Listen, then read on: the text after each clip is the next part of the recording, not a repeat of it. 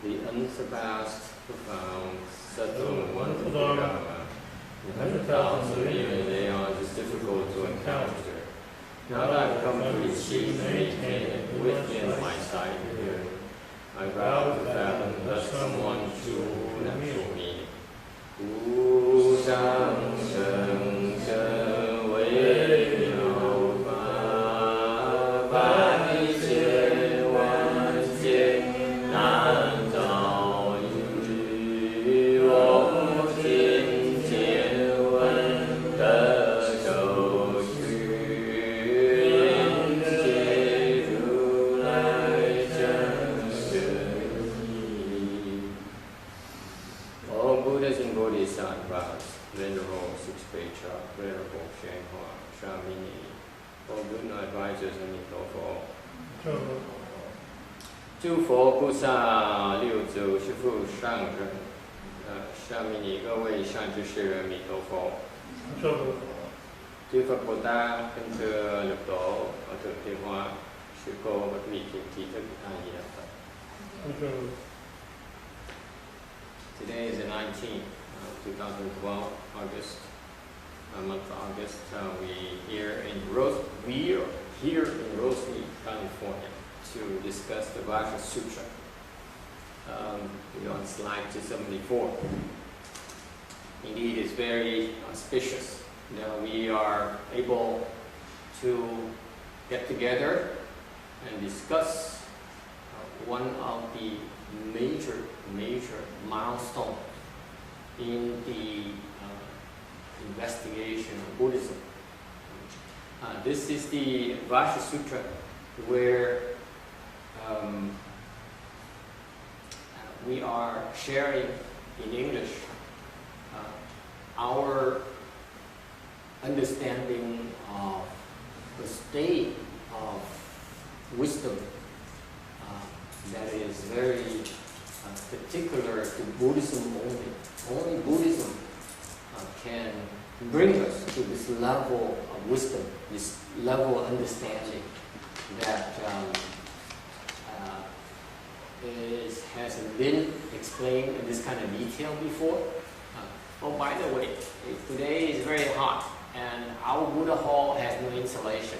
So it's very hot in the summer and very cold in the winter, kind of extremes. So can we get maybe another fan up here, another fan or something here, so that people can be more comfortable before they pass out from the heat? There's no need to be this extreme, okay? I realize it's a little bit extreme, but because of the important concepts that are being discussed, I want to take extra measures to not discourage you from coming. Because it will be hot the next couple of weeks.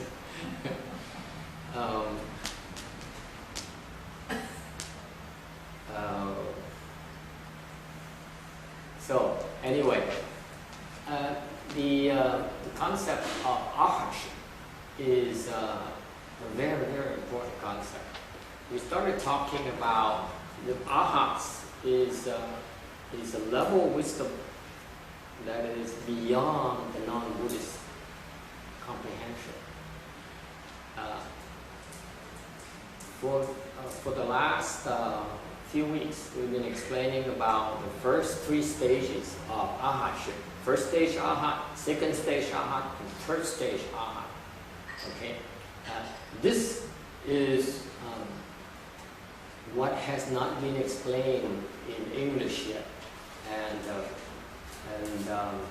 so we chose to explain this concept of Arhatship in English in order, thank you, to document and add to the understanding of concrete understanding of Buddhism. Buddhism is very practical. Okay? It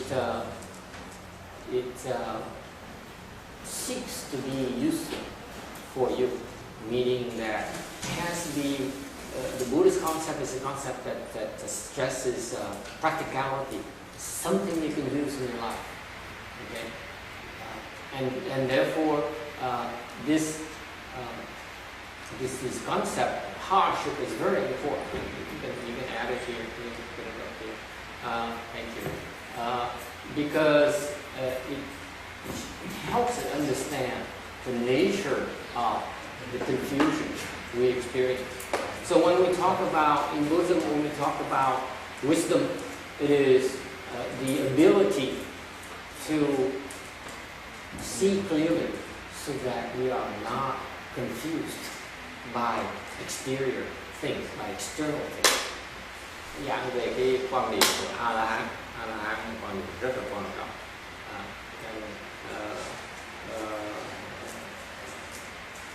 Lần đầu tiên chúng ta có thể có cơ hội gặp nhau để mà giảng tương tận quan niệm về cái A-la-hán. Đó là cái sở trường của Phật giáo. Phật giáo, tu theo Phật giáo mới đắc được tới cái trình độ trí huệ của A-la-hán, sơ quả, nhị quả, tam quả. Mấy tuần vừa rồi anh giảng về cái quả trước, bây giờ anh giảng cái tứ quả. Alright. So the first 3 stages of Arhatship are very, very special in that they are considered to be transcendental wisdom, transcendental knowledge. Thì 3 cái quả đầu tiên A-la-hán được gọi là xuất thế, tại vì họ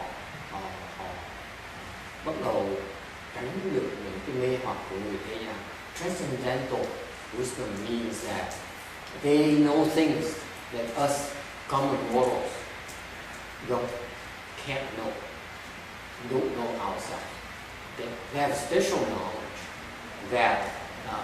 that escapes, that's beyond the reach of common mortals like us. Okay, that's why it's called transcendental, because it elevates them above the typical understanding of what is considered in Buddhism ordinary people. Okay, that includes all the people who practice in all the faiths are considered ordinary people because they don't know how to end, how to recognize the suffering that's persistent, that's present in our world. Okay, so they're confused by the what is called in Buddhism remarks, external things confuse them, and they cannot see through these confusions. That's why it's not until you reach the first stage Arhatship then you begin to see through these confusions, or see through the fog, if you will. Okay, and that's why it's called transcendental wisdom. Okay, for you, some of you are new. Let me translate a bit English first. Cái này là nói tóm tắt lại mấy cái tuần vừa rồi. Sơ là nói về sơ quả A-la-hán, mấy cái vị A-la-hán, những cái vị có chi về xuất thế, là họ tránh được cái sự mê hoặc người phàm phu như chúng ta bị về những cái phương pháp các pháp môn khác, tu hành khác, tôn giáo khác thì đắc tới không thể nào thoát được cái thế tục này. Thành ra vẫn gọi là vì còn phàm phu. Chỉ người A-la-hán sơ quả trở lên cũng được gọi là có cái trí huệ xuất thế, thành họ có những cái biết, những cái nhìn rõ ràng hơn người phàm phu chúng ta. người sơ quả La Hán không bị mấy cái lục trần nó làm họ mê hoặc, âm thanh không làm họ mê hoặc, cái hình tướng không làm họ mê hoặc, thành lục trần. So, for example, the first stage Arhat, the very first level of significant wisdom, transcendental wisdom, is that the first stage Arhat. He or she is no longer confused by the six dusts. The six dusts are the sound, the form. Okay, the sound meaning that when this first stage Arhat hears praises, he's not turned on by it. But when he hears or she hears criticism, she's not unhappy. So like she's unmoved, unperturbed by the six dusts. Okay. For example, he sees a beautiful woman. He's not affected, terribly disturbed by it. And now here is laughing. Or a handsome man, for that matter. You women are not spared from this, okay? So it works both ways. So, hàng em họ không bị cái sắc, hình tướng đẹp làm họ dao động tâm trạng. That's the first stage Arhat, meaning that all the six sense organs cannot disturb them anymore. Whatever you receive cannot affect them. Therefore, they maintain clarity of mind. They are not influenced by external things, by the six dusts. Is that clear? That is considered transcendental wisdom in Buddhism. Okay, that's for real. Okay, that helps you maintain clarity of mind, by the way. Alright? Thành ra cái hàm như người này sơ quả như vậy, không bị cái lục trần chi phối các ngài, thành ra ngài có sự cái sáng suốt cái tinh thần, okay? Không bị ảnh hưởng bởi cái ngoại cảnh. Is it clear? We see why in Buddhism it's very clear. This concept is very, very important. Not until you are no longer affected by the external world are you considered to have some kind of special wisdom and knowledge. Okay? You yourself know. So these measures are very, very, very precise. Is it clear? Okay. And then the second stage, Arhat, is a state of being where they give rise to one false thought and then they stop. They don't follow it. Cái nhị quả là họ sinh một cái vọng tưởng, sao họ có thể ngừng lại, họ không theo vọng tưởng. Okay, this is incredible. Think about it. We ordinary people, we have one false thought arises in our brains. What do? We immediately grasp it and think about it, and give rise to more subsequent thoughts. The second stage, Arhat, is so wise that as soon as one thought arises, he says, stop. It stops right here. Okay? No more confusion arises.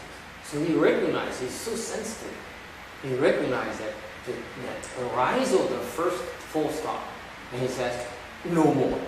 Because the subsequent thoughts, going after subsequent thoughts is a form of confusion. Okay? So far so good. Tại cái ngày nhị quả A-la-hán sau là thấy một cái vọng tưởng nó khởi lên, thì ngài có thể nói ngưng lại, không thể khởi cái vọng tưởng cái gì, có nghĩa là không có chạy theo cái vọng tưởng. Có nghĩa là cái ngoại cảnh, cái tư tưởng ở trong ấy, nó không thể nào làm xúc động lại. Okay?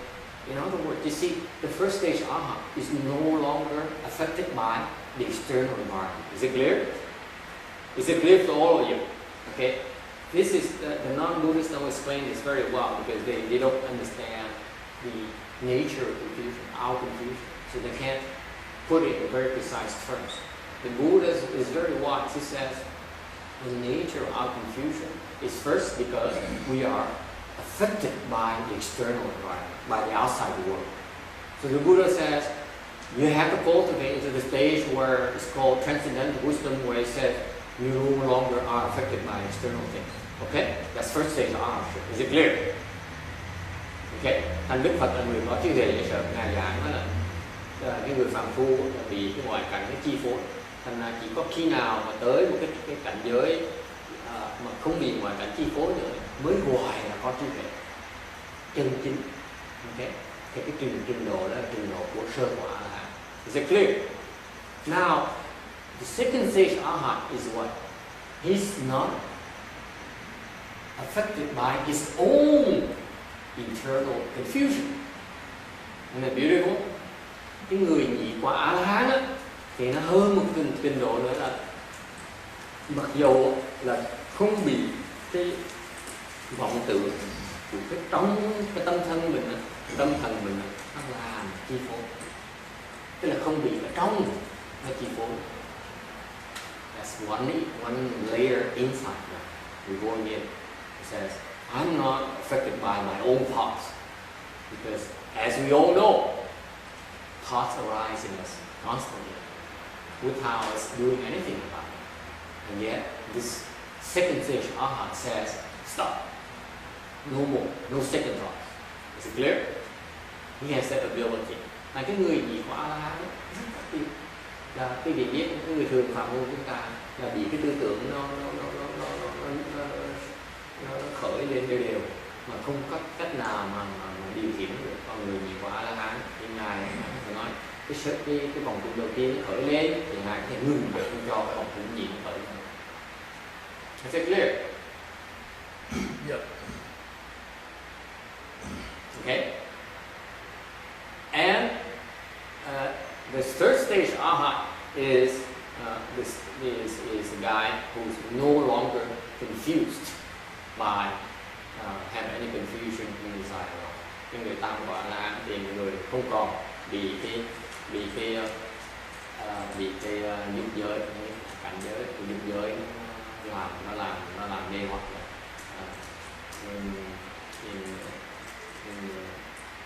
In particular, he has put an end to feelings in the desire. Nhất là ngài đã chấm dứt được, đã đoạn được những cái giác cảm thọ trong cái dục giới. Okay? Any questions so far? Yes. Can you correlate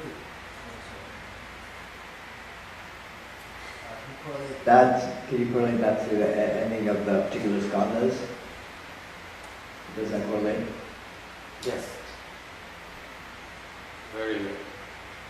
I will, okay, for this particular lecture, I will explain to you the principles, okay, so that people understand the principles behind the Buddhist teaching. But in terms of cultivation, it's very individual. We don't explain it. I don't explain it in public like this. Okay, I will explain it to individuals when they reach it, because it's not meant to be public knowledge. It's meant for the kind of knowledge here. There's two sides of knowledge. One for general knowledge, and one for problem solving. Okay? So your question pertains beyond the public knowledge is about problem solving. And when people get there and they come to me, I will explain to them, okay, in greater details. For two reasons. Number one is because this is to avoid people who are bookworms. Okay? And they read everything and they think they know everything. And they don't understand that Buddhism, real knowledge in Buddhism is about something called your experience with your mind and your body. It's not about your intellect anymore. You just have this aha moment. You say, that's what it means. And that moment when you really grasp it without thinking, that's what Buddhism is about. We help you develop it. It's not meant for you to read it and then say, I know about this, and it describe it to you. See, the second reason is that we don't say it that along the same line. We don't spell it out a lot of information because to prevent from the phony teachers from impressing students. Okay. throughout my cultivation, I've run into so many teachers who read books and who recite books from memory, who recite books from memory, and would quote all these things.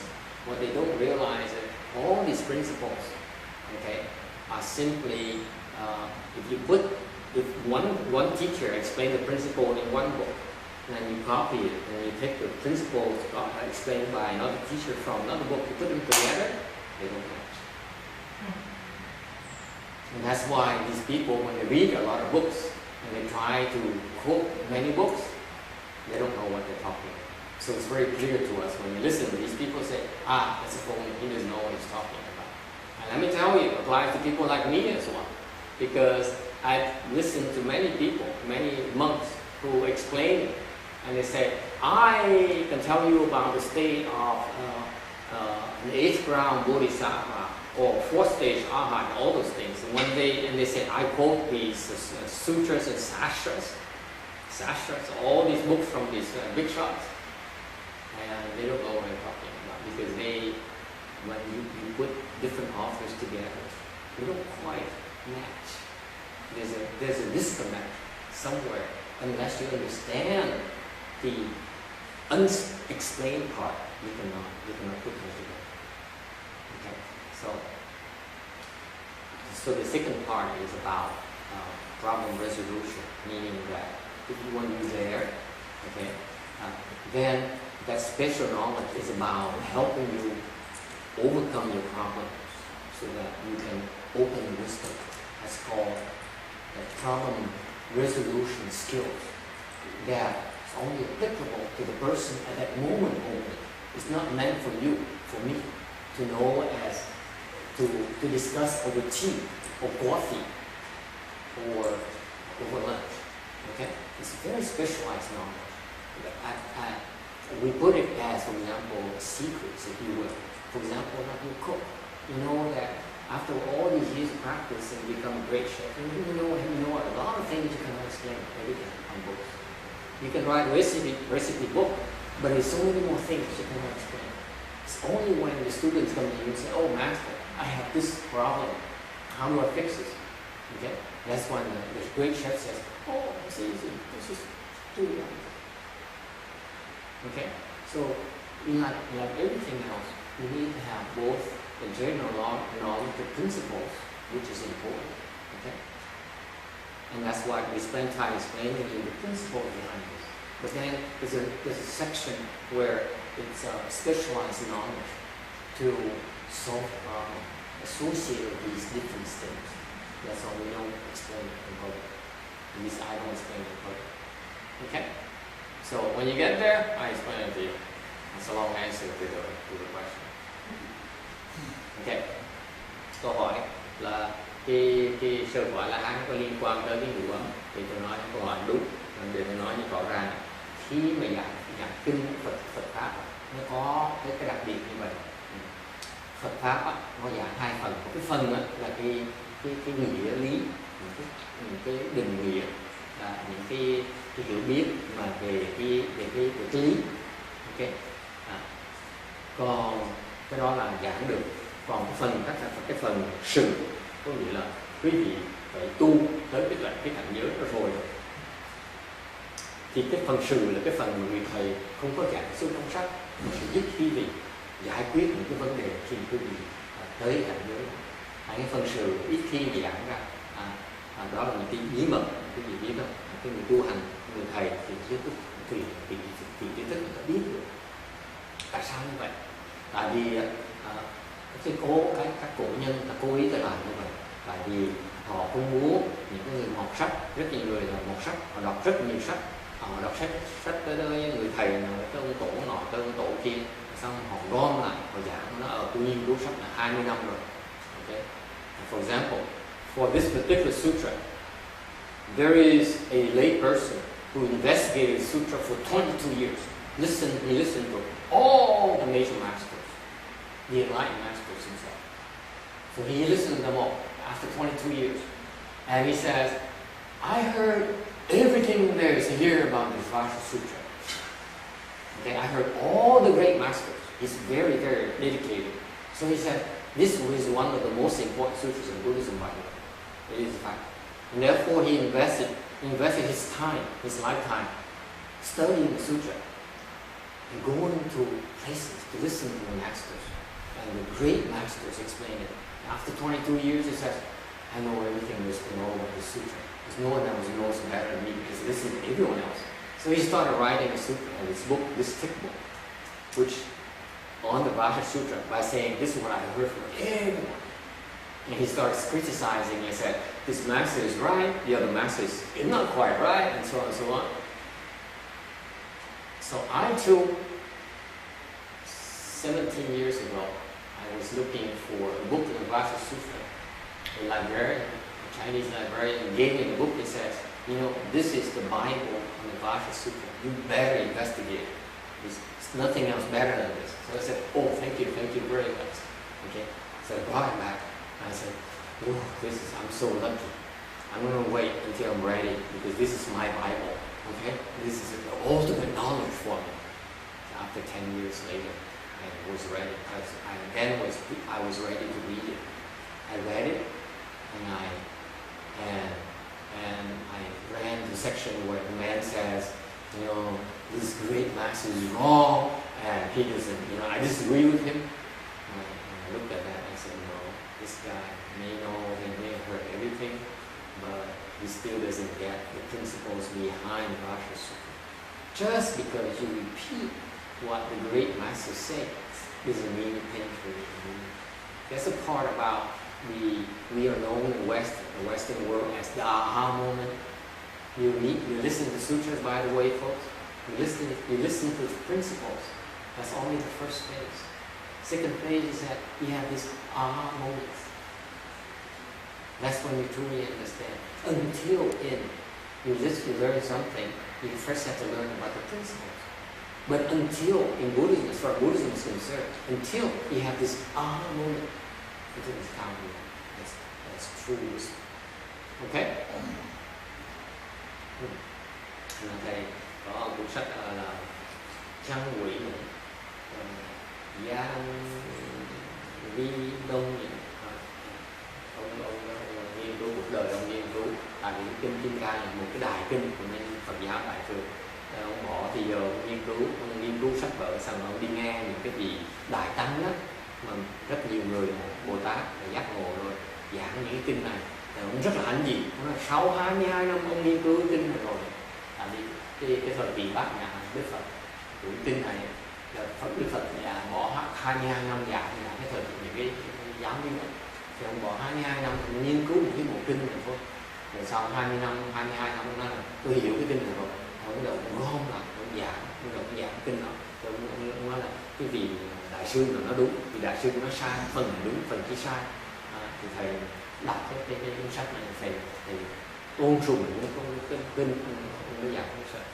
Để sau nó mới thấy là ông nói lầm, ông mình chưa hiểu tại sao như vậy. Bạn muốn hiểu Phật pháp, hiểu đầu tiên phải hiểu cái giáo lý cái đó, phải nghe cái giáo lý đó. Xong cái phần cái gì rất quan trọng là cái gì về bỗng nhiên ngồi thiền đó niệm Phật bỗng nhiên bỗng nhiên mình tỷ hồi được, mình thể hồi được cái giáo lý đó, không còn suy nghĩ. Từ lúc đó mình thực sự hiểu Phật pháp, lúc đó mới nói là tôi hiểu được. Còn khi mà nói là quý vị chỉ ngồi mà nghe thôi đó, nghe nói là cái luật nhân quả là này nọ, cái chân không là gì, nhiều cái gì đó, chỉ cái đó dùng còn dùng trí, cái trí thức. Còn cái cái lúc mà quý vị thể hồi được bỗng nhiên cái óc mình nó có một cái hiểu biết đặc biệt mà không cần suy nghĩ. Let me distinguish the two for yourself. Your book knowledge, bookworm knowledge, is based on conscious thinking. Is it clear? You're still thinking. You read. You say like Thomas when he responded to my question this morning. He said, I think this is what you mean. When you say he starts thinking, that's when he's wrong. Okay. That book knowledge is based on conscious thinking. You read it and you process it. You say, this is consistent with the books I read before. Like that man who listened for 22 years to all these explanations. It's still conscious thinking. Okay? So far so good? Still reasoning. Whereas the the aha moment is actually there's a mental connection in your brains while you're physically there's a new connection in your brains that enables you to understand without thinking. Becomes your second nature. You don't think about it anymore. You just know. For example, you just know that someone likes you. Someone is attracted to you. Am I correct? You ladies are very good at that, right? You know someone is attracted to you, right? They glance at you. Oh, I think he likes me. You have those aha moments, don't you? Yeah? A lot, right? No. Us too much. No. Roberta!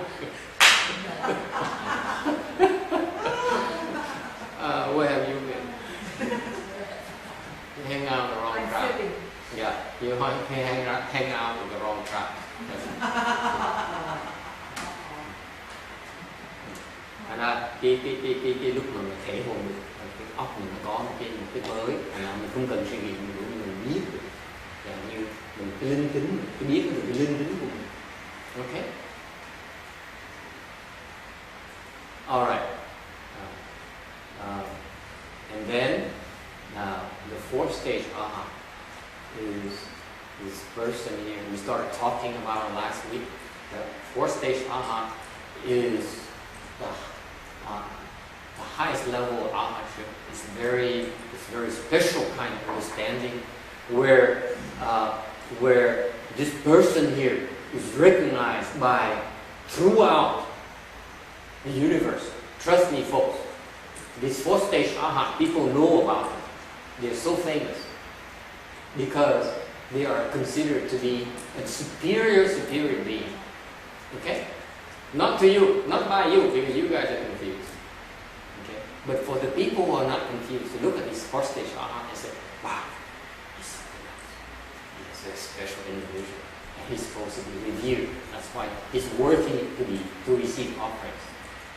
These people are telling each other, you tell them to go make offering with the fourth stage aha. That's why it's called worthy offering. Is it clear? Because they tell each other, they say, hey son, you go and offer to him. Okay? You tell your wife, hey, it's a fourth stage aha. Go make an offering to him.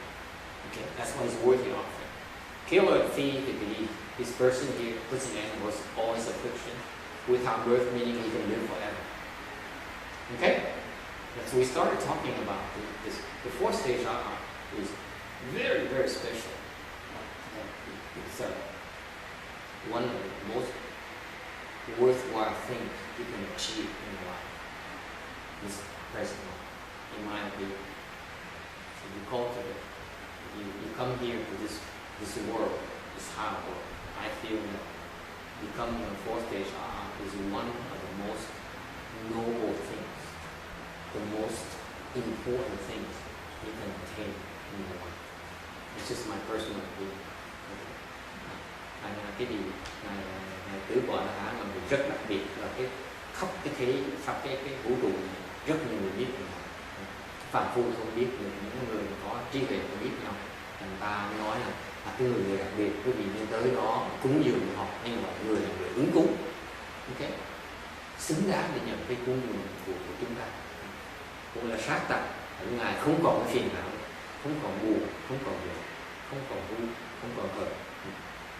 Ngài cũng là vô sanh, tại Ngài đã muốn sống bao lâu cũng được, muốn chết cũng là cái cảnh giới rất đặc biệt. Okay, so we're continuing with our explanation of the fourth stage aha here, because it's a very, very important concept. It's called wisdom. Now we have true transcendental wisdom. The first stage of aha wisdom is considered smaller wisdom. The Arhats wisdom is considered pretty significant. Okay? All right. So, we are on slide 274. Okay? Again, an Arhat kills the thieves of affliction. Afflictions are considered thieves for us because affliction robs us of our wisdom life. It shortens our wisdom life. That's why we call thieves. A-la-hán là sát tặc, cái tặc của phiền não được coi là những người ăn cướp, là tại vì họ ăn cướp cái mệnh, cái huệ mạng của chúng ta, khiến chúng ta nghèo nàn hơn, khiến chúng ta chết sớm hơn. Okay. The Bodhisattva is high level, much higher level than Arhat. Okay. He also kills the thief, but he also kills something that the Arhat does not know about, something called ignorance. So the Bodhisattva is a much higher concept, much higher level than the fourth stage Arhat. Okay. By the way, when we talk about Arhats, it's short for fourth stage Arhat. It's below levels, third or to third stage Arhats we mentioned by stage, okay, to discern the difference. Okay.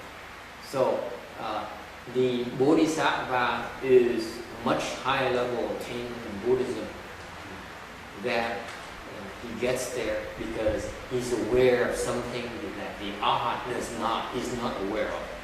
He's aware of the need to get rid of ignorance that still plagues the Arhats. Okay?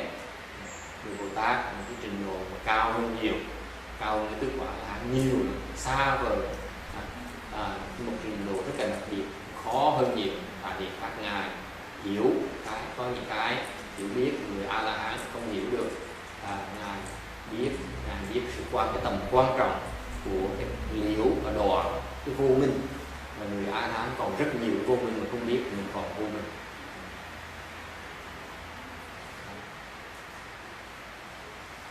Okay, and that is the difference between the depth between the Hinayana and Mahayana.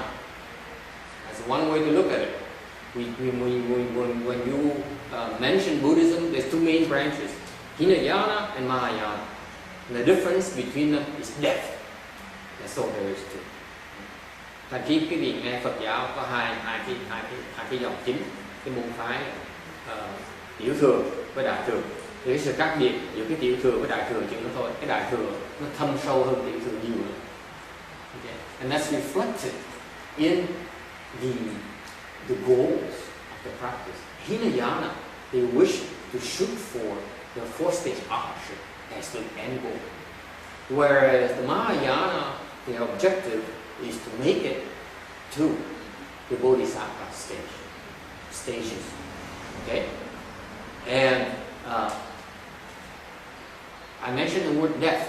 The death is that because the Bodhisattvas, the Mahayanas, practitioners, understand that afflictions arise from ignorance. Ignorance is a much deeper level of affliction that give rise. Ignorance gives rise to affliction. Okay?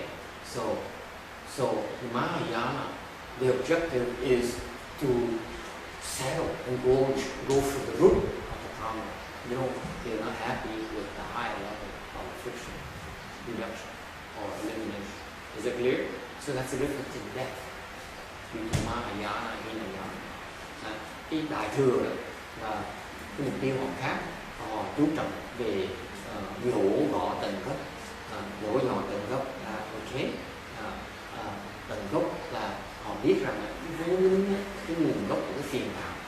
Tiểu thừa chỉ lo liễu phiền não thôi, chứ còn vẫn chưa giải quyết được cái vô minh. Và bên đại thừa ta hiểu rằng vô minh là nó sinh khởi cái phiền não. Thành ra bên đại thừa, người tu theo đại thừa nhắm nhổ vào tận gốc là giải quyết cái vô minh luôn.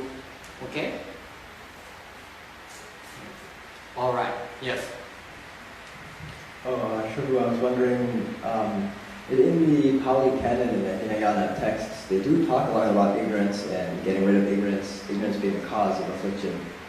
Yeah. So how does that jive with what you're saying? They don't quite understand the true nature of ignorance, or what they're talking about by ignorance is not the same thing as what the Bodhisattva sees? They can talk about it, but they don't have the technology to get rid of ignorance. They don't know how to. Okay? That's because they read it from the Mahayana text. but no one ever showed them how to do it. See, that's why there's something called principles and something called problem resolution. They never learn how to do it. That's why they still cannot get rid of ignorance. They say, it's something called ignorance. They don't know what it is. They don't know how to get rid of it. Okay? So you may imitate me, you may pleasurize me, okay? But you don't know how to do it. Okay? I still have the last laugh. We still have the last laugh. Okay? Câu hỏi là tại sao có những sách bên chữ Pali nói là có họ muốn giải quyết cái vô minh, nhưng người ta nói hỏi câu khác biệt gì với cái lời thầy mới giảng rồi, họ có thể giảng về vô minh nhưng mà họ không biết cái phương pháp để giải quyết cái vô minh, họ không có cái kỹ thuật để mà đo cái vô minh, hiểu cái vô minh, thành ra nó khác biệt ở chỗ đó. Là cái gì hiểu cái tên, hiểu cái chữ, nhưng mà không biết cái cách làm. Okay. All right. Any other questions? All right. Now, the Arhats, fourth stage Arhat, the Arhats is realizing something called the position of no study. Okay. Tới một cái vị mà vô học, có nghĩa là không cần học nữa. Meaning that he reached the level of true understanding. You don't need to understand anymore. Okay, that's how the Hinayana people put it. That attainment as a position of no study. Cái tiểu thừa gọi là cái vị vô học, không cần học nữa. But he has no need to study about afflictions anymore, but he still has to study about ignorance. Okay. Nếu họ không vô học về cái phiền não, đều vẫn còn học hỏi nhiều về cái vô minh. Okay. In fact, in Mahayana, the highest level of Bodhisattva, this is one position just below the Buddha's position. Đến Đại Thừa có một cái địa vị cao nhất, mà chỉ thấp hơn địa vị cao tối cao gọi là Phật quả thôi, thì gọi là địa vị nhiều giác. Gọi là địa vị đẳng giác, đẳng giác là nhiều giác, đẳng giác.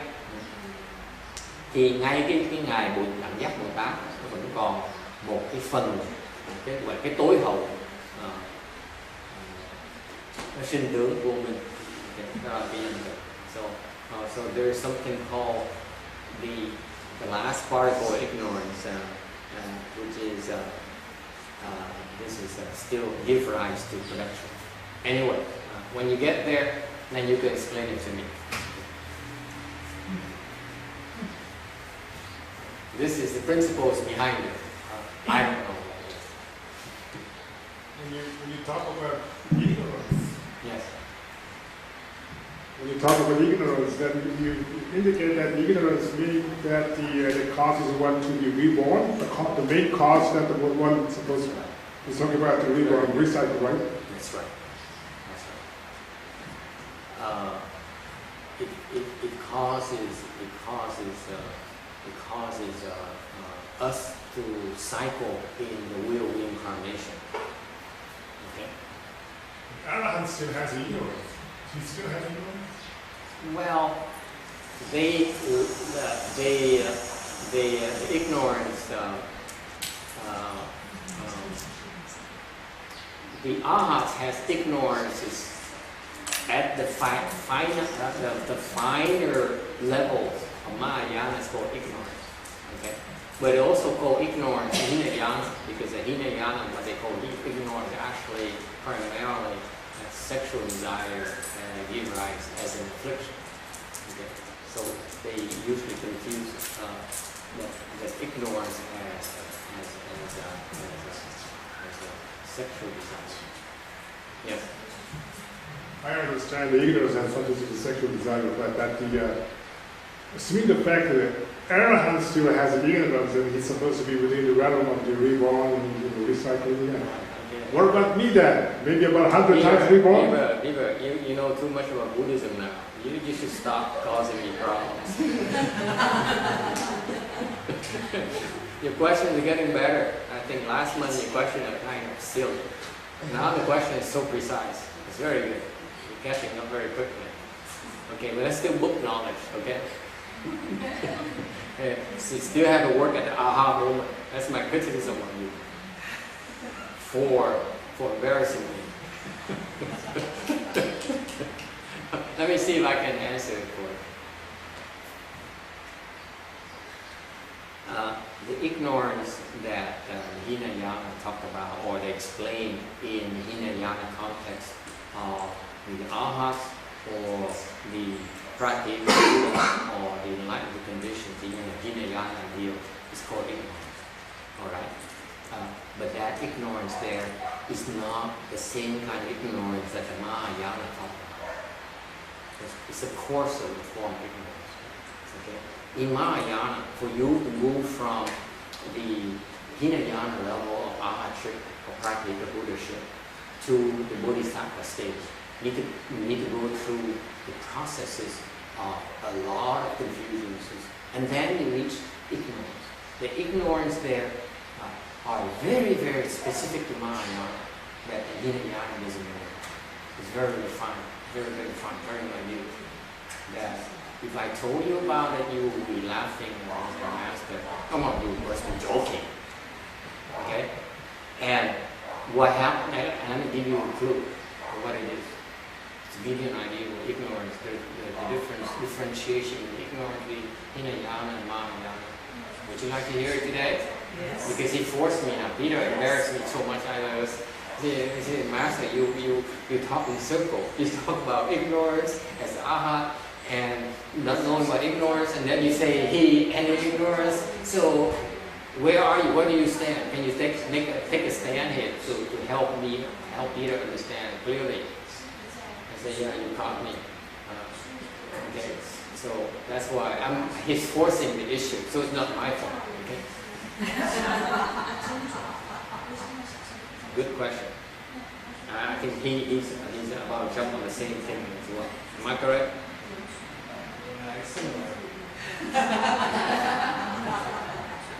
And this is what I call mutiny. Get desperate now. Again, there's a difference between ignorance between Arhat and the Bodhisattva. Is it fair? Because it's too complicated. Let me simplify it for you. Okay. Ignorance for the Arhat, basically the Arhat calls ignorance sexual desire. Sexual desire? Yes. Arhat has no sexual desire. He has no interest in sex. Yes, no interest. Peter, control yourself.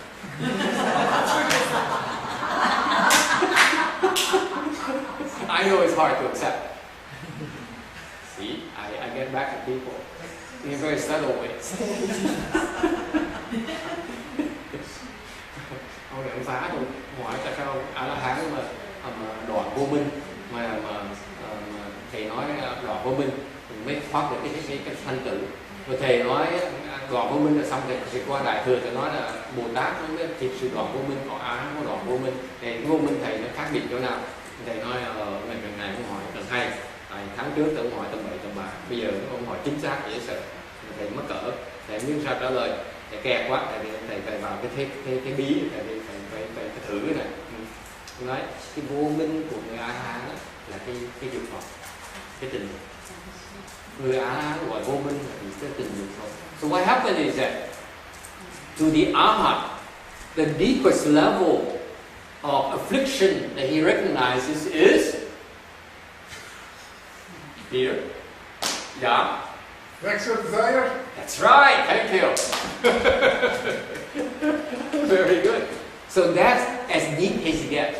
He said, I know all my afflictions arise from sexual desire. So if I sever sexual desire, all my afflictions are gone. He's right. That's what he's shooting for. So when you talk to the Arhat, you know this person Arhat because he said, let's have sex. He said, no, thanks. That's likes it too. The fourth stage Arhat, let me tell you, the fourth stage Arhat is very clear. He says, let's have sex. He says, no, thank you. I'm not interested. That's Some of us do fake it, okay, Peter. You have to believe everyone. But the true fourth stage Arhat says, I don't have sex with you. Okay? Because he ended sexual desire. Is it clear? Is that what you want to hear? A text about the fourth stage Arhat? I know this is the second week now. Cái người tứ quả là nhiều khi con phải biên xuống tiếng Anh hay tiếng Nhật, biên xuống tiếng Việt là như thế. Thầy chỉ dạy cái quên, không biết. Cái không biết dịch nữa, thành bị giả như thôi, không có dịch. Cái người tứ quả là ngài biết là cái chuyện nào nó được tạo từ cái dục vọng. Ngài nói tôi muốn diệt cái dục vọng. Tôi muốn diệt cái phiền não cách tốt nhất để chắc cái dục vọng. Ngài chỉ chắc cái dục vọng. Ngài biết cái chuyện đó. Cái đó cái vô minh của ngài chỉ biết cái chuyện đó thôi. Okay? This is the extent his knowledge of ignorance by the way. The Hinayana understand ignorance as sexual desire. That's all they know. Is it clear? That's the difference between Hinayana and Mahayana. It's the same thing. Yes, it's sexual desire. But Mahayana understand a lot more about it than the Hinayana. Okay? Rồi cái sự khác biệt giữa cái tiểu thừa với đại thừa này đó. Tiểu thừa đại thừa cũng biết là cái dục vọng là cái mà thấp nhất, nhưng đều cái người tiểu thừa không biết rõ về cái dục vọng là đại thừa. Yes, that's it. Well, third stage already has no desire, right? Yes, only in desire. Okay, and now what distinguishes the fourth stage Arhat from the third He stage? has no desire in the form realm or the formless realms as well. That's right. Okay? When you get there, you know. Doesn't make sense. Never mind. Yeah, it doesn't make sense to you right now, but when you're there, you understand what we're talking Sure. about. So far, so good? Okay. Now, I'm not done answering Peter's question yet because he's still shaking his knees. I'm not satisfied yet. I'm coming to you. I'm not letting you off the hook easily, Peter. For embarrassing you. Okay, so I just explained about the ignorance of the Arhat, right? I'm going to tell you about ignorance of the Bodhisattva to contrast it for you, to show you that it is so much more inconceivable than you would ever dream of. Okay. For example, okay, the Arhat says, I've ended sexual desire. He says, I know I've ended sexual desire. Okay? That's because it's my ignorance. Right? I ended my ignorance. Okay? However, he doesn't realize that to make up sexual desire, how it's made up. Okay? He only ended the coarse makeup of it. He has not ended the refined, the minute sources of sexual desire. He ended only the coarse ones. That's why he put an end to the body. The body birthed that. But he has not put an end to his mind birthed that. Meaning he still has not put an end to his thoughts.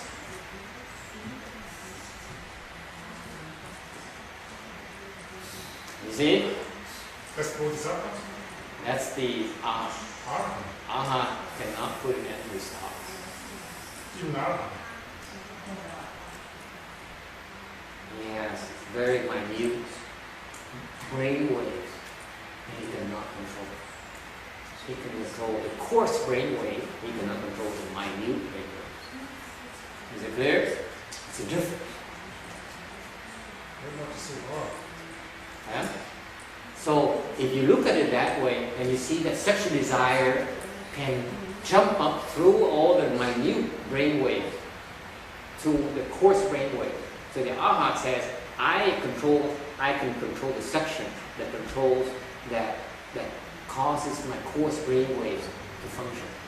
But he has no way of dealing with the minute, the more refined, the deeper brain waves inside of it. He has no way to do it.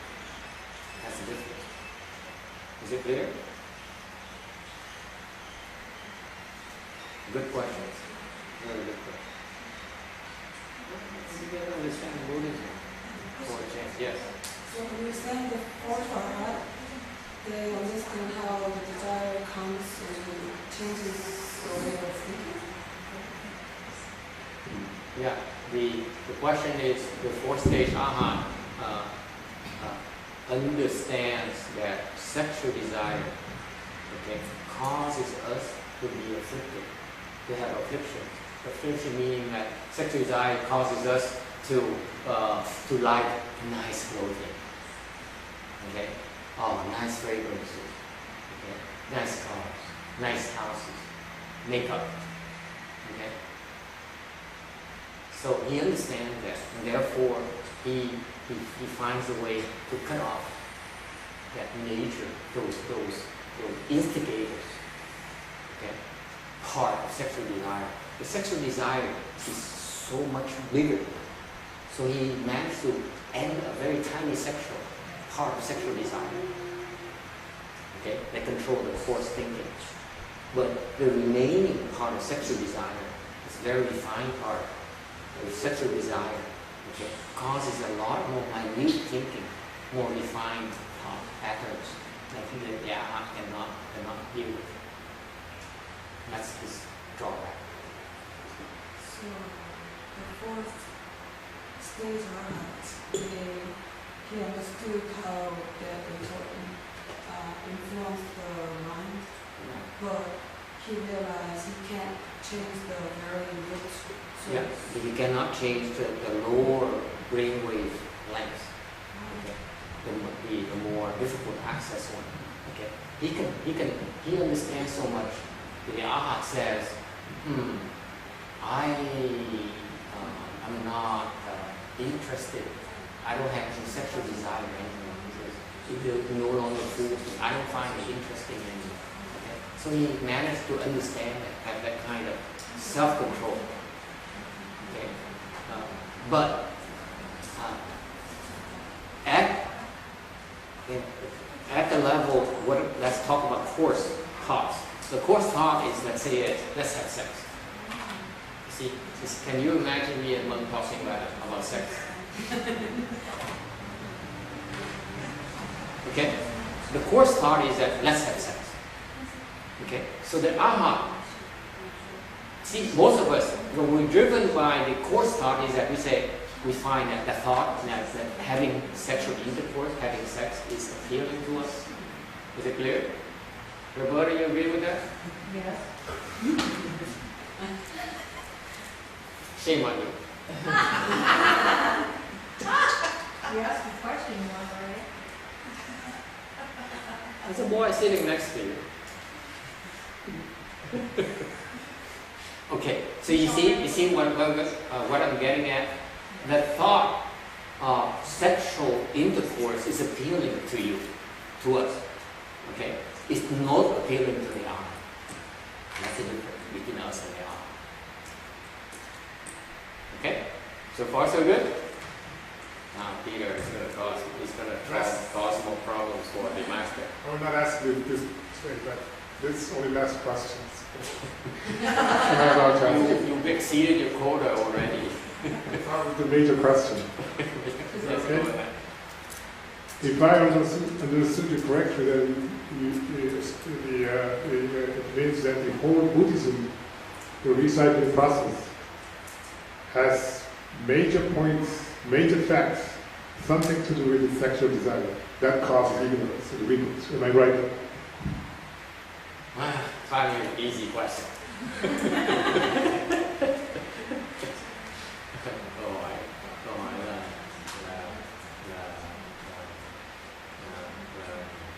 Như vậy, Phật giáo và đoạn cái sanh tử. Let me elaborate for you. This is where Buddhism is so criticized, is so misunderstood as something that we condemn sexual desire. Okay, we do have that label.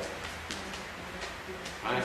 Nên là cái Phật giáo có cái hình tượng là đọa cái tình dục.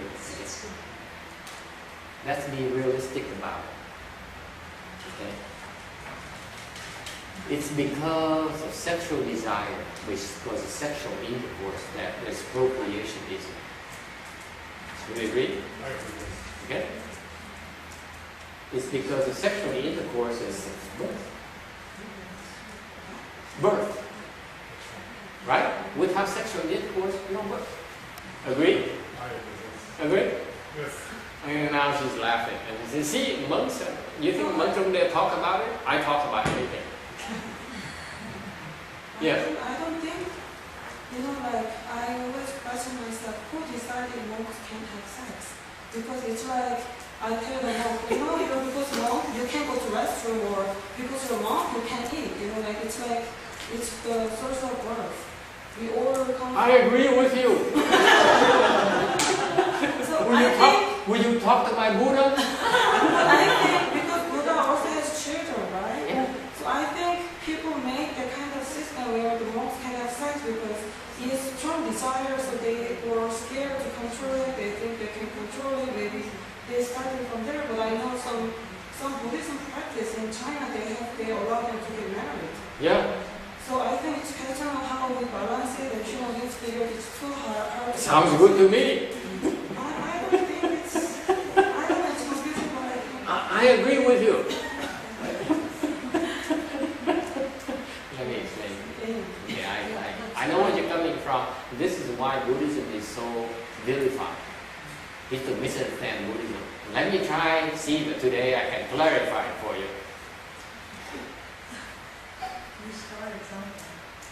What's your name again? Remember, it's a quota in my lecture. One hard question per day. Okay. Okay, let me relax.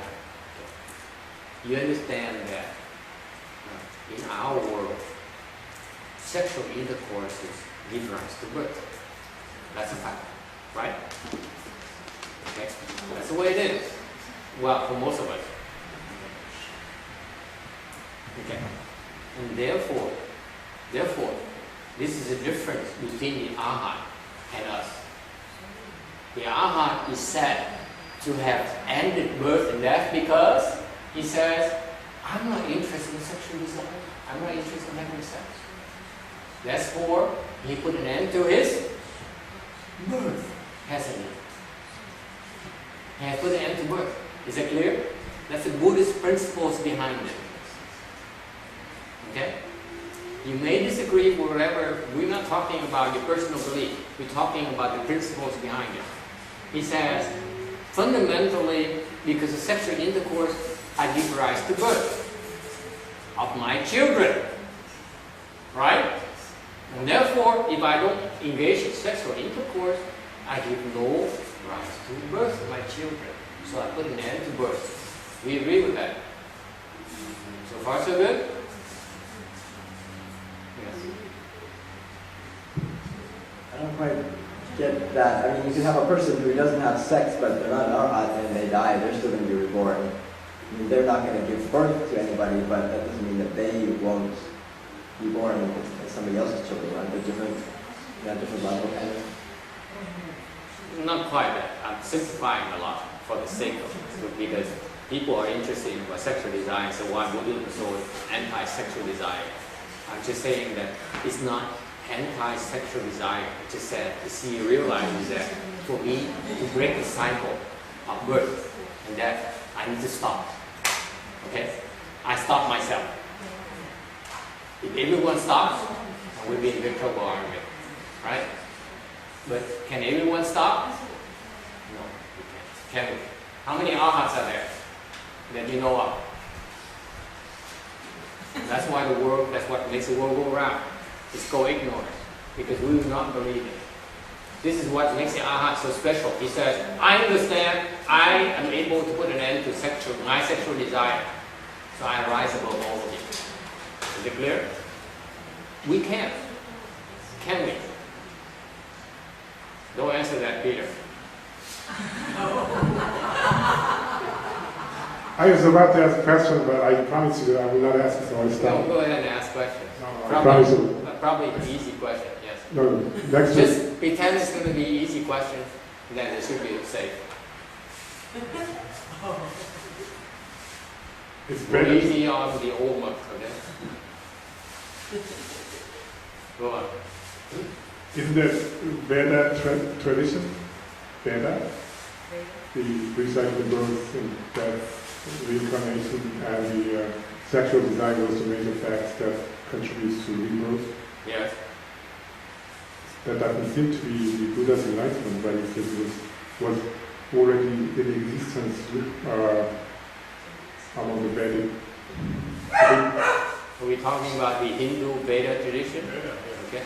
It has nothing to do with the Buddha. The Buddha does not invent sexual desire or any sexual desire. He only says, this is what I observe, why it's happening. He doesn't create it. I'm talking about the ignorance about how, why the person is supposed to be reborn and in the circle of reincarnation. Yeah. That thought, if I understood correctly, that thought already in existence during the Vedic times. Yes. During the 7th century BC. So that was not the enlightenment of the Buddha, but It is. so it was tradition that took over by Buddha, right? No. It just explained by the Buddha. The Buddha only explains the facts of life. He didn't invent life. Buddha never created life. He never claimed that I created life. I created Roberta, and Roberta created Robert, and Robert created the grandson. No, the Buddha says, I just described you why things are happening, why Roberta came here, how Thomas came here, how Peter becomes so smart about Buddhism. Okay? So all the Buddha does is he explains things. He doesn't invent things. He doesn't. That's the difference between in Buddhism. The Buddha only states facts. He doesn't invent anything, by the way. He only speaks the truth. He says, this is what I know. This is what is really happening that you are not aware of. Okay, going back to sexual desire. So we're not done with it. Okay, and this is difficult. And Kinh has to translate that because it's too complicated for me to try to translate. So let me go further for you. The Arhat, he says that I realize that I will not blame you for your sexual desire, or Peter for this, but I only am responsible for myself. I realize that for me to get out of it, I will have to put an end to my own sexual desire. He does not judge us. Okay? He says, you live your life, I live mine. My life, my choice is that I know that I want to put an end to my own birth and death. Okay? How? By putting an end to my sexual desire. Let me tell you why putting an end to the thought of sexual desire, okay, is freezing from birth and death. You want to hear that? Yes. Yeah.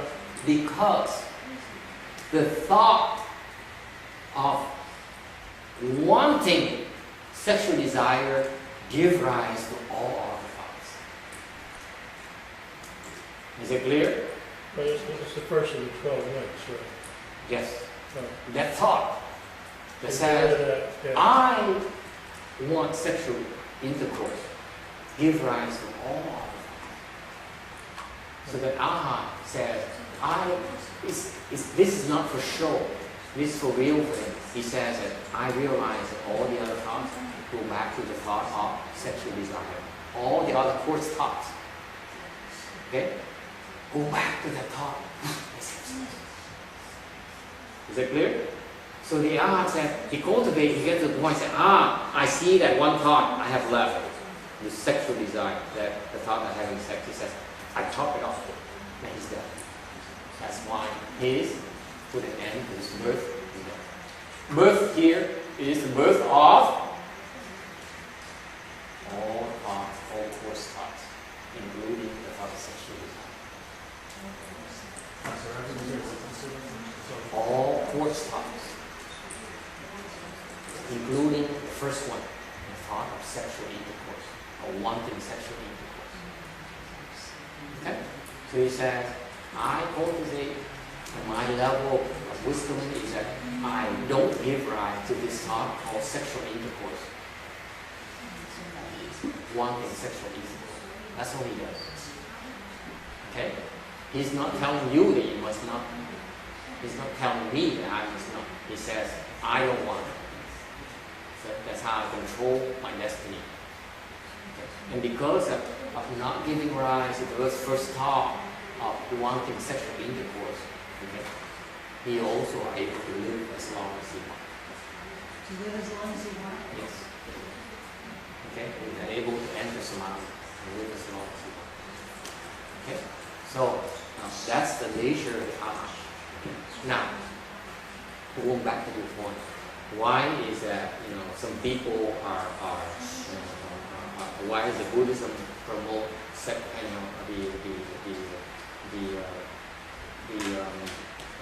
the elimination of sexual desire? Because sexual desire is the root of all evil in our world. Think about it. Only you can control it. So when you have sexual desire, you will stop. That's amazing of our human existence. Sexual desire gives rise to all kinds of vices. It makes sense. Okay? Well, So it says, Buddhism says, if you really know the root source of all these evil and problems in the world, it's caused by sexual desire. Okay? And if you're able to manage yourself so that you don't give rise to sexual desire, then you're able to control your own evil. Those of us who cannot control our sexual desire, it's okay. This is what we are. We're not there. So, okay? So, the bad image of Buddhism or the misunderstanding part about the Buddhism is that they say Buddhism condemns sexual desire. No, it doesn't. It says, the Buddha says, your problem arises from sexual desire. Okay? If you want to indulge in it, fine, go indulge in it. If you don't want to, there's a way to do it. That's what he said. And remember what I explained about this morning? Buddhism is about a deep, profound respect for each individual. He doesn't tell you what to do. All the Buddha says, here's the problem. Your unhappiness, your trouble is because of these reasons. You can choose to do something about it, or you can choose to ignore it. It's your choice. It totally respects our individual choices. He doesn't force it on us. No, never. Okay? So, Buddhism is about this set of beliefs, this set of explanation to help you have a picture of why things are happening. And then you choose your own path. That's all. Is that clear? So, for example, the Buddha realized that he says, for example, people like In, who is very attached to teaching children, okay, and being a teacher, okay, then there's a path, a Buddhist practice called a lay person. But the Buddha said, this is what you ought to be doing as a lay person. And then there are people like me, nice teacher, who says, I want to know a little more. I want to have a little more out of my life. Then he says, there's a path called for left-wing people. Left-wing people meaning that you become a monk and you sever your ties with your family, so that you can concentrate on your monk work. Okay. Then there's a way to do it that will help you, that help us make it easier for us to sever sexual desire. Okay. The lay people path, you can also get there. It's a bit longer, a lot longer. For us monks and nuns, we have more intensive approach. Okay. Now that goes back to your point. Why is it monks don't eat much, and they don't smile, or they're poor? Okay. All those things. All those things are the secret training techniques that the Buddha taught us. That has been very effective for 2,000 years now. Okay? So don't knock them because they are very effective, very specialized, very effective to help us become a fourth stage Arhat. Our practice, our goal, when I wear this clothes, is that I'm reminding myself that my end goal, one of my major goals in life is to become a fourth stage Arhat. That's why I'm doing this. Okay. So it's different from your goals. Oh, by the way, lay people can also become fourth stage Arhat. They can, and higher. For example, I know of a handful of people who are bodhisattvas, who are lay people. So they reach way beyond fourth stage Arhat as a lay person. So the Buddha has many pathways, okay? And you still get there. We all can get there. It's a matter of time. Okay. So far so good. Does it help improve the image of Buddhism to you? Kinh điển nghe hiểu không? Cái phần quan trọng tôi nói rõ ràng chỉ là Phật giáo một cực đoan, Phật giáo không cực đoan. Phật giáo là cái sự lựa chọn con đường mình đi, cái đường tài gia, mình xuất gia. Okay. Mình xuất gia cái pháp tới tứ quả La Hán lẹ hơn và nó tích cực hơn, nó gắt gao hơn. Còn người tại gia cũng tới đó được, nhưng nó chậm hơn và nó nhẹ hơn. Thành ra mỗi con đường khác nhau. Đức Phật chỉ diễn tả, mô tả giảng cái tình trạng của cái thế giới này. Đức Phật không ép chúng ta làm gì. Any other questions?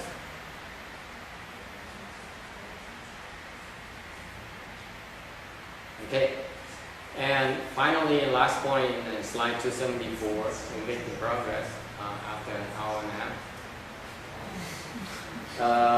That the equal enlightenment bodhisattvas, they are struggling with one final particle of ignorance. It is so minute, it is so refined that they can't handle it. It takes them forever to eliminate it. Then they become a Buddha. Cái đẳng giác Bồ Tát còn cái phần vô minh của nó vi tế đến độ người khác lại thấy không nổi. Thành ra phải cần giải quyết cái đó, xong rồi thành được Phật. Nó khó, rất là khó. Yes. I think you were going to give an example of like for Bodhisattva, what ignorance is like at the more subtle level, but you maybe got distracted by some of the other questions.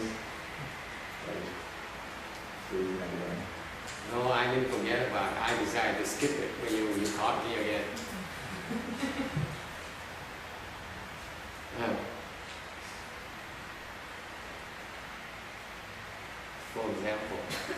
For example, very perceptive with you. You see, this guy's hungry for information. I give you information. I will not teach you the secrets. He's right. I started by saying I decided to skip it because hoping no one would notice.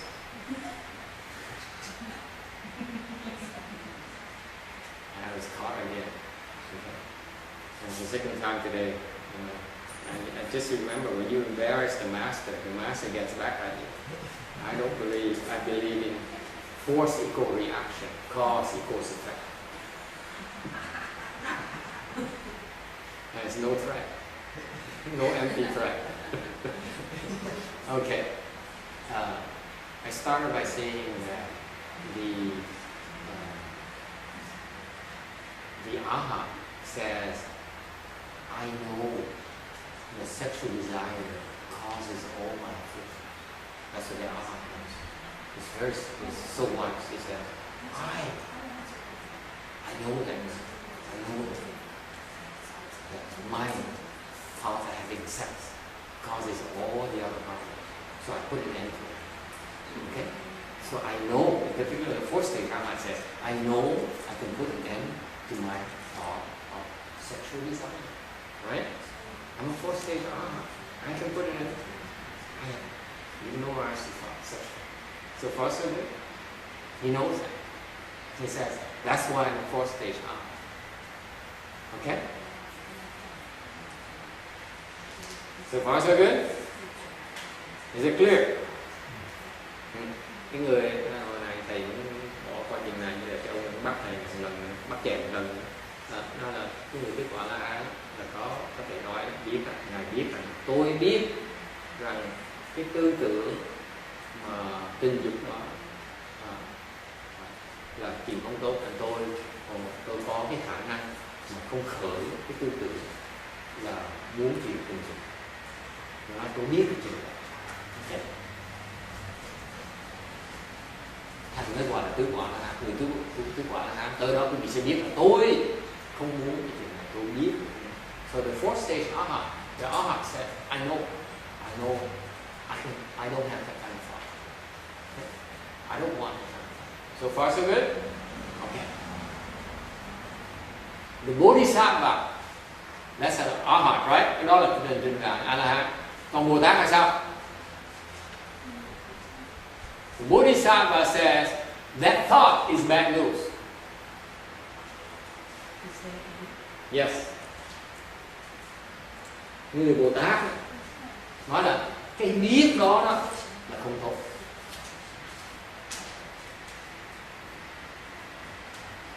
You get it? Of course not.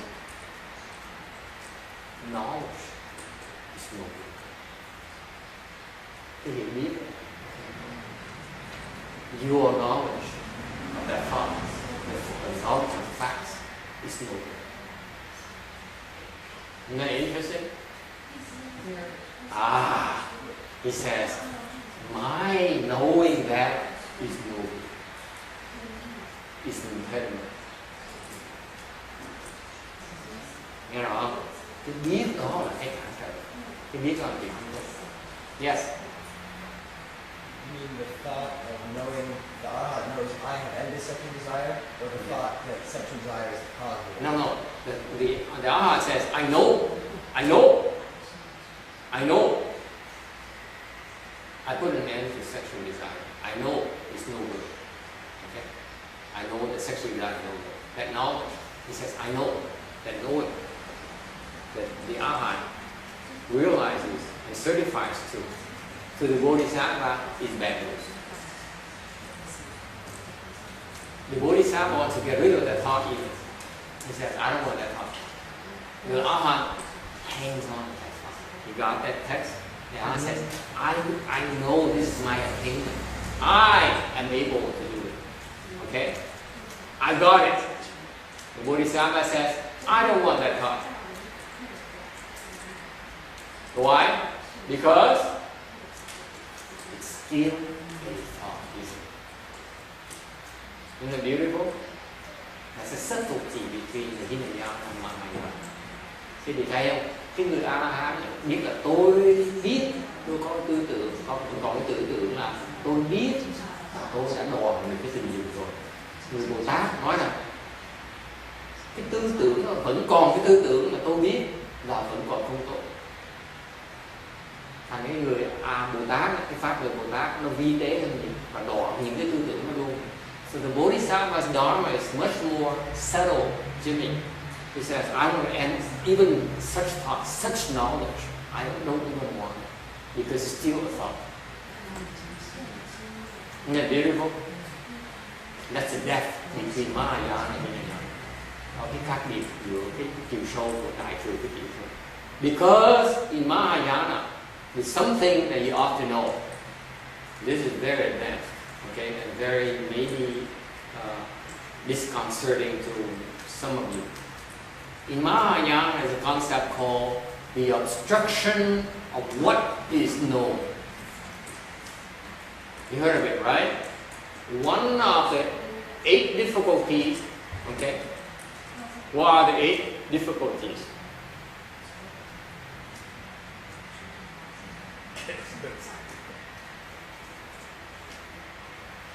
Okay. Yes? What's the Chinese term for that?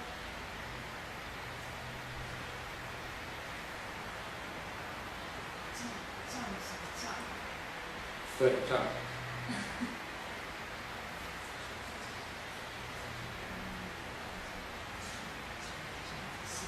SutraTiếng. Your knowledge obstructs you. The obstruction, what is known, meaning your own knowledge, obstructs you and binds you down. Give an example. Cái này quan trọng. Cái là cái sở tri chướng, sủa chư trọng. Cái sở tri chướng, nó đâu là cái sở tri chướng? Là cái biết của mình đó, nó cột mình lại. For example, you know that having $1 billion is a good thing, right? Therefore, what do, Peter? You hang on to your $1 billion, don't you? You can't let go. That's called the obstruction of one's knowledge. That knowledge binds you down. Là như quý vị biết rằng là cái tô phở nó ngon, thành ra quý vị vì cái biết rồi quý vị trút cái tô phở, quý vị không bỏ cái tô phở. Thành cái biết rồi nó cột mình. Is it clear? Isn't it beautiful? That's Mahayana. Mahayana says when you reach that final level, it's the knowledge that is undesirable. It makes you feel like burning all the books.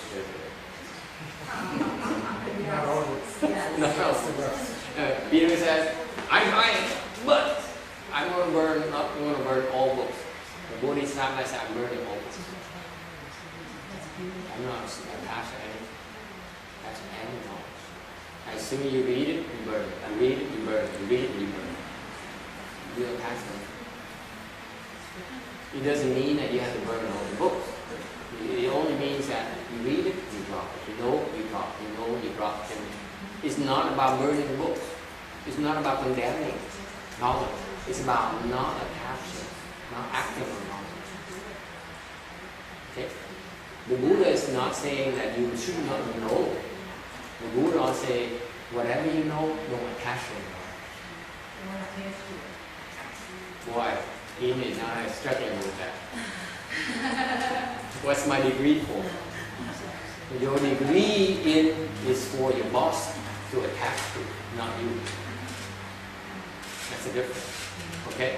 We get a degree because we need to show it to our boss so that we get paid and get hired. Okay? But we're not attached to it. That's the difference. As far as they're good? 大老师，如果喜欢看经书太多的人呢，他就是手之上太过厉害。如果放下的时候，又会忘记了。She says that so many people like Peter who love to read sutras and read books. So their obstruction of what is known is so heavy. I say yes, of course. Because they know a lot more than the monks and nuns. Let's remember that man, I explained that he spent 22 years listening to all the lectures on Vajra Sutra, and he said, what did he say? I know a lot more than you do. What is that called? Obstruction of what is known. The other side of the obstruction is what is known is knowledge. Yeah. Yeah. He knows too much. He still cannot get rid of it. Therefore he thinks he knows everything. That's why I look at it, if you really understand the Vajra Sutra, you would not have said that I know everything about Vajra Sutra. You would have never said that. Agree? Thành cái gì thấy cái ông Giang Viên ông nói là tôi sau khi nghiên cứu 22 năm cái bộ kinh Cang này tôi không ai biết hơn tôi, là ông nên bị cái sợ tri chướng bản kinh đều. Nếu ông không bị, ông không có nói, ông không nghĩ, ông không biết, rõ ràng nên bị kẹt. Anh người đầu tiên hiểu kinh Cang, That's why I rest my case. I said, that's why this guy does not understand the Vajra Sutra. I don't care what he said. He's still stuck by it. Is it clear? Yes? Everyone's awake. How about that? On a hot day, hot afternoon. We're all sweating like crazy, but yes. Aren't there different levels to this knowledge? Like the guy who wrote that book, he's probably way below the level of a first-stage Arhat. So he's just got a very limited kind of intellectual knowledge.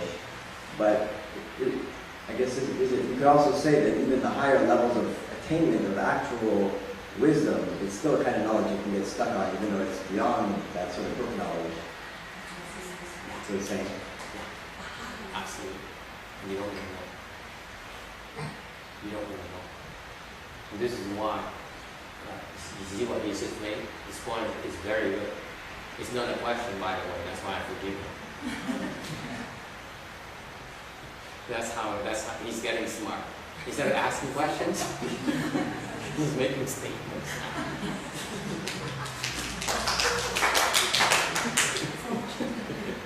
Too smart. Them boys are so sneaky. I mean, that's precisely the point. The point is that at different levels of Bodhisattva, they're stuck on a certain kind of knowledge. They don't realize they're stuck on a certain kind of knowledge, including the enlightened Bodhisattva. He's stuck on a different kind of knowledge. He doesn't realize it.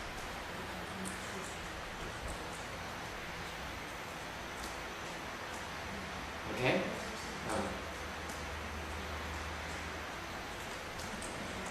Bài câu hỏi hay, khéo hôm nay là tụi mình thông minh, nó hỏi cô hấp búa thì khó chịu thì nó nói, nó làm cái statement thì nói là thì ngay những người mình giác ngộ ta mình có bị kèm cái tri kiến nó đúng cái sợ tri kiến nguy hiểm như vậy, ngay người là mình cảm giác người ta vẫn có một cái sở một cái sở tri kiến tri chướng mà không có thấy được luôn, nó khó lắm được, nó bị trên rồi. Okay. Any other questions or comments? Very good discussion. You guys are very alive. You're very active. You really understand. We are delving into the depth of Buddhism that people don't talk about. And you guys are doing very well. I'm very proud of you. Trình độ thì biết cái gì rất đặc biệt, rất là khác. Và ít người nói có thể bàn luận với Phật giáo và cái sự phân biệt này rất là vi tế. Mà người bàn luận như bao nhiêu là trình độ cái gì hiểu biết của Phật giáo rất là cao. Okay, I'm on slide 275. Continuing with the fourth stage Arhat, this attainment of in Buddhism, and in this section of the sutra, the Buddha says, and the fourth stage Arhat has the thought, I've attained the fourth stage Arhat. And Subhuti says, no, you don't have that kind of thought. Okay, why? Because the fourth stage Arhat is basically a name. It's meaningless. It's not attached to the name either. Remember? The name is but a thought. So you're not even attached to a thought. Okay? Phần này cái Phật hỏi này tu Bồ Đề, cái người tứ quả La Hán, còn cái tư tưởng là tôi đạt tứ quả La Hán chưa? Không. Tu Bồ Đề trả lời không có được, tại vì cái người tứ quả La Hán đâu có chấp trước vào cái sự quả gì nữa, làm sao mà còn cái tư tưởng đó được. Okay. Cái tứ quả chỉ một cái tên thôi, nó chẳng có ý nghĩa nhất đối với người tứ quả là only an empty name. Because if you still think of it as an attainment, then this person is attached to Dharma, Dharma attainment, achievement of success. And therefore, he is not realizing emptiness of Dharma. Dharma, by the way, those of you who don't know, Dharma is just anything, everything. Okay? And Dharma means anything and everything. Dharma with the capital D is a short for Buddha Dharma. That's a Buddhist principle. Okay? Is that clear? Please pay attention to the distinction. So the capital letters matters here. So it's he's still attached to Dharma, meaning that he's still attached to something called achievement. Achieving the fourth stage arhatship. He's not attached to it anymore. Okay? And if he's attached, he says, I'm attached to attaining a fourth stage arhatship, then he has not realized the emptiness of Dharma, meaning that he has not realized that even the name called fourth stage arhatship, basically it's just a concept. It's meaningless. Okay? It's a name that we use to impress you, confuse people. But once you get there, it's there's nothing to impress people about. Right? There you go. You see? After you get it, you don't try to impress people anymore. It's only the people who don't get it is trying to impress you constantly. He says, you know, I know about fourth stage arhatship. It's wonderful. I cannot tell you what it is, but I'm pretty close to it. Okay? They drop hints to impress you. The fourth stage arhat says, fourth stage arhat, this is nothing. There's nothing to talk about. There's nothing worth talking about. Okay? So that's why once you reach fourth stage arhatship, you become very poor. That's why we train ourselves to be poor right away. Okay? See the beauty of the two approaches, two major approaches we talk about. Lay people, it's okay to make money and buy cars and a house and have many girlfriends and boyfriends and so on. It's perfectly okay. Okay? On the left home side, the monk and nun side, we immediately become poor because ultimately we have nothing. We go towards nothing, not attaching to anything. Okay? Does that help? It's different approaches, a little bit more intensive on our side. Yes? So the arhat is he's not attached to the notion I have attained arhatship because he doesn't empty thought, but he's still attached to the thought I have ended sexual desire. No. He attached to he attached to the knowledge that I know. Not a thought. I know that I'm not attached to sexual. It's not a thought. It's a knowledge. It's still a thought. But it's more subtle. He doesn't realize he's attached there when he realizes not to attach to the thought I have attained arhatship. He doesn't realize he's attached to that thought. I ended sexually. He doesn't even know.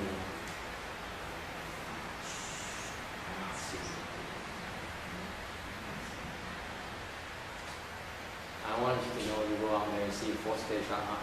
Be very humble, pay respect because he's a very special individual. I'm only telling you, sharing with you today that we made our little secret. Okay? That he's still attached to that thought, that knowledge. You guys are confused. I'm special. He doesn't even realize he thinks he's himself special. Isn't that fascinating? That's the nature of such a ignorance. You got that, Peter? Yeah.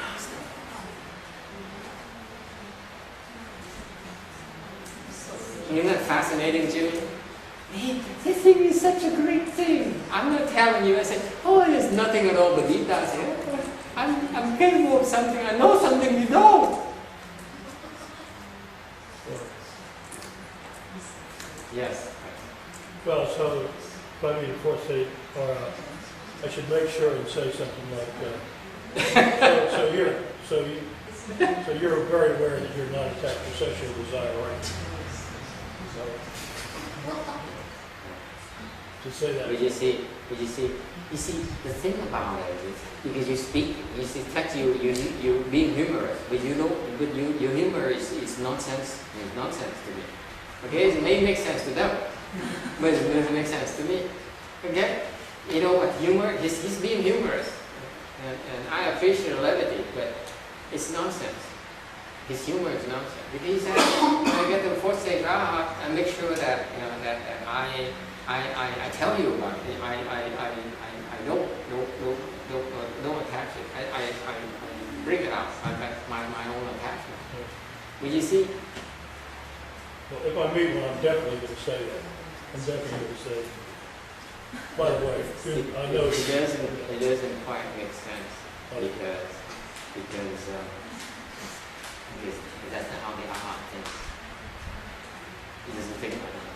You only projecting what you're thinking of. Okay. When you get there, then your statement doesn't make sense. Okay. I assure you. Okay. Yes. I'm wondering, is it accurate to say, I've heard it said elsewhere that basically the highest level of your attainment is also where you're stuck? Is that generally speaking true? You get stuck there?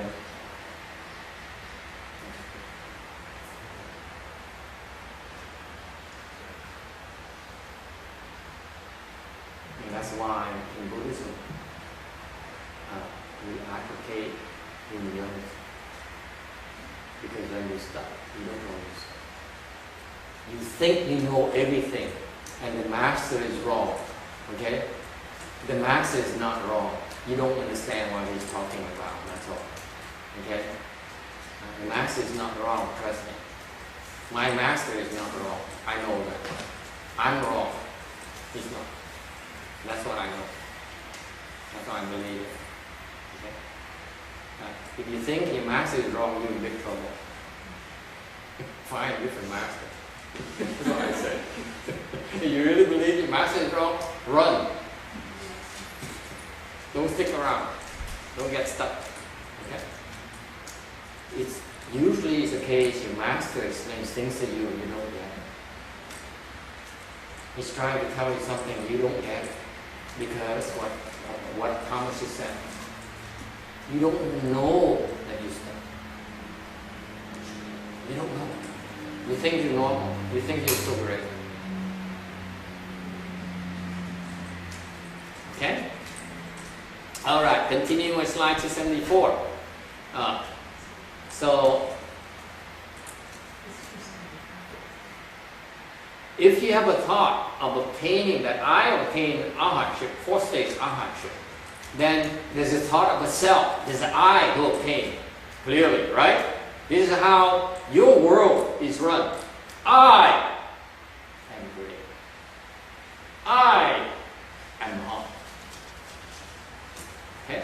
I am full and sleepy. He's not listening anymore.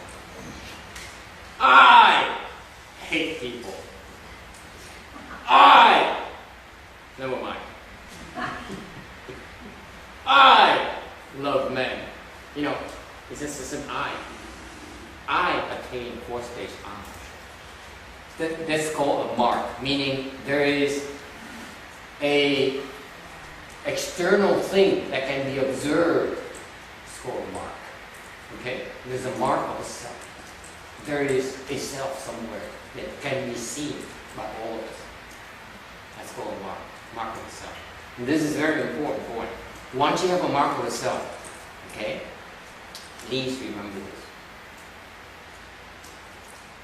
It produces others right away. That's a secret sauce.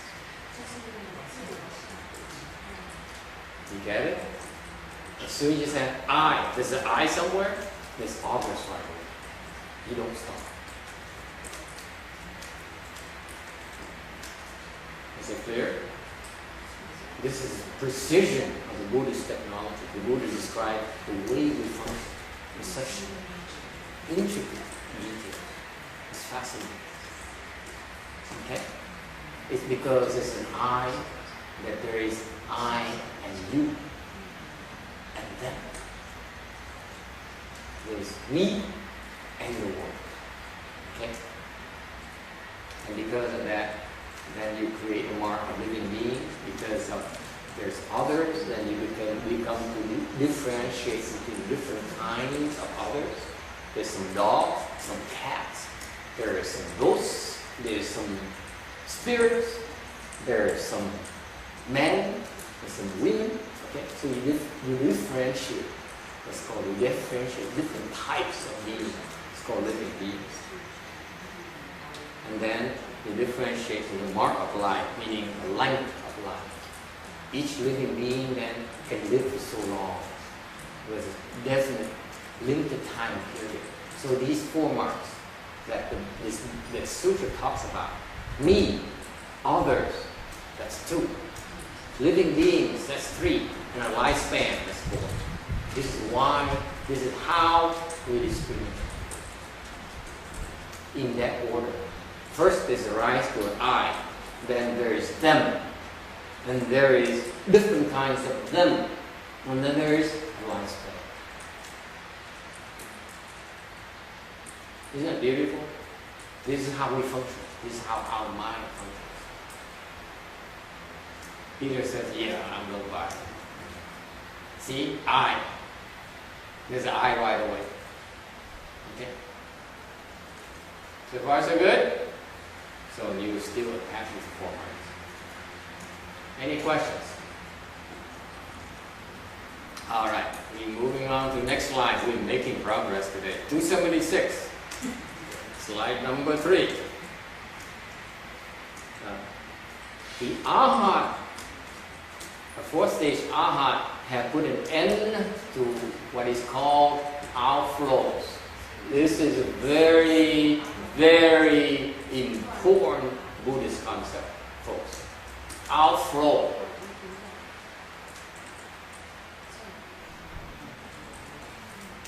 What is outflow? As the word says, it flows out. Of where?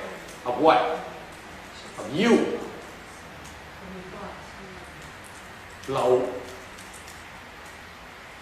Lậu là cái khối lậu, là cái lậu là nó chạy ra từ đâu? Chạy ra từ mình, cái bản ngã của mình.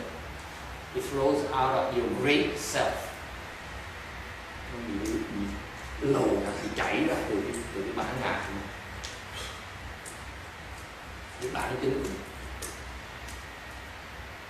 That is a loss. An outflow is a loss. Lậu là một cái sự mất mát. Okay. Then Arhat is said to have no more outflows, has put an end to all outflows because he has no more afflictions. Thì A-la-hán là vô lậu, tại vì Ngài đã đoạn tất cả những phiền não. Because afflictions are outflows, different forms of outflows. Phiền não là cái loại lậu. Yes. On the first set line, it's got A-N-D-E-D, E-N-D-E-D. Yeah, thank you.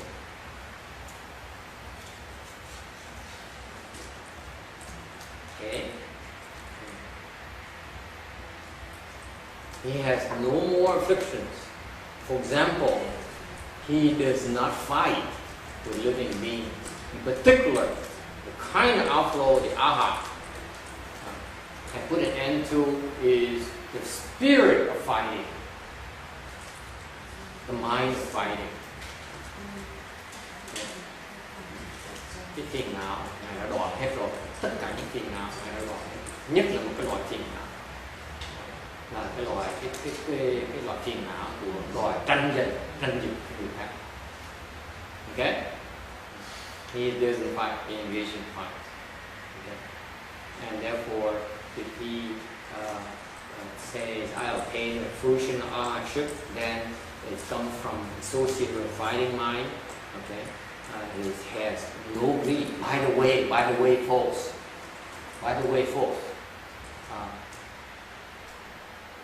When you get the 4th stage Arhatship, you realize that there's nothing to be attained. Okay? Khi quý vị tới cái tứ quả là quý vị sẽ thấy là không có cái gì để mà đắc được hết. Okay? That is why. Before you get there, when you get real close, you have to let go of the desire to get there. Isn't that interesting? If you still hang on to that thought, you say, how much longer? I want to get there so bad. You never do. Vì nhớ không? Mình tới gần tới cực thức gọi là mình xả cái tư tưởng của tôi, cái nguyện vọng muốn tới đó, mình xả nó luôn, không còn một cái ham muốn gì. He's not angry anymore. His arhat is no longer angry. Người ngài là hắn không còn giận, because he has no more desire. He has no more unfulfilled desire. Ngài không còn một cái dục vọng gì chưa được thỏa mãn, thành giận. His nature of arhat is very interesting. The arhat, okay, does not contradict with you. Rather, he accords with you. Người A-la-hán á, không tranh giành với quý vị, không tranh đấu với quý vị, mà chỉ thuần với quý vị. He accords with you. He goes along with you.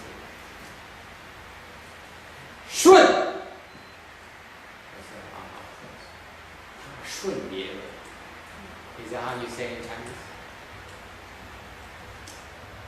That's accord. To accord is you don't need to fight. Khi người A-la-hán là thuần với người khác, không tranh giành, không ép. He doesn't say, I don't like it. Oh, I don't like this at all. I don't like this anymore. Either you go away or I go away. That's fine. Cái người mà tứ quả là không nói là tôi không thích nữa, hoặc là thầy bỏ đi, hoặc là tôi bỏ đi. Người đó phải là người tứ quả là.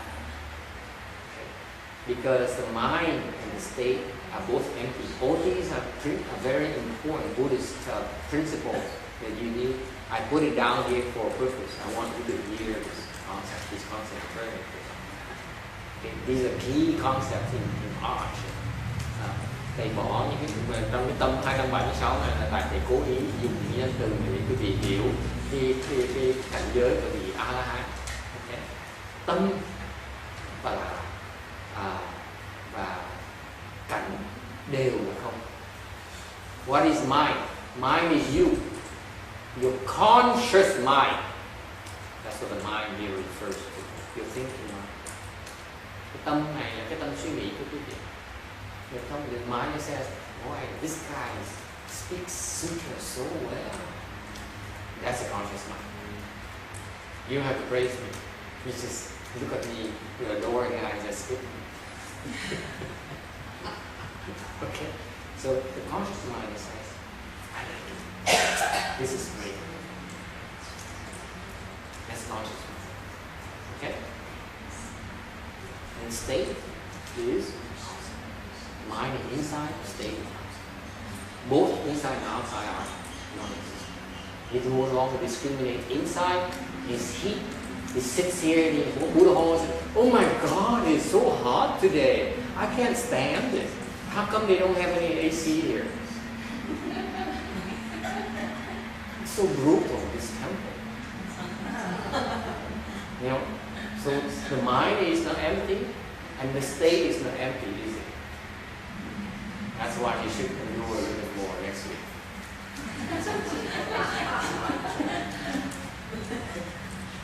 Quý vị thấy cái người ngồi nói là trời sao cái chỗ này nó nóng quá, tôi chịu đựng nổi. Cái chùa này sao mà cái chùa giả man vậy, sẽ bắt ra tới bắt nghe tin mà ngồi mà chảy mồ hôi. Là cái tâm đó, cái ngã nó vẫn còn, than mình bị nóng. Thấy cái chùa, cái cảnh nó vẫn còn ở ngoài, vẫn còn ngoài cảnh, cái cảnh nó nóng quá. Cái tâm cái cảnh nó đều không hết, không còn sợ nóng, không còn sợ. Now you know why we economize on the ACs and the heaters in the temple. So the inside and outside are constantly still. This is very interesting. Constantly still. What does constantly still mean? Trong ngoài nó đều là thường là tịch. Nghĩa là sao? Meaning what? Constantly still. One more minute. Yes, in. Excellent. no thought to the inside conditions or the outside. He says, it's hot, so what? Okay? Is that clear? Alright, that's the end of today's lecture. I will continue the following week to 70 to 77. You like it? Thank you. Alright. You make it fun. And make me forget, help me forget it's so hot today. Okay. See you next week. Thank you. Okay, now we transfer. We do the transfer to help some people obtain rebirth in the Pure Land. Okay, so this is a transfer. So to give away all the goodness is to help people obtain rebirth. Okay? That's our tradition. The goodness is we generate, we give it away. We don't keep it. That's our spirit.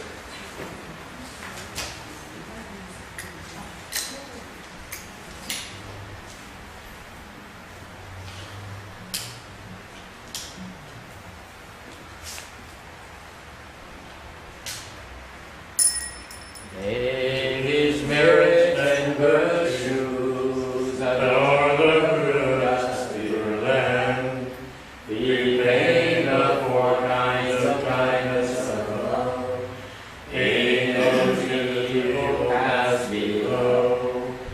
In those who see and hear. All bring forth the Bodhi mind. And when distribution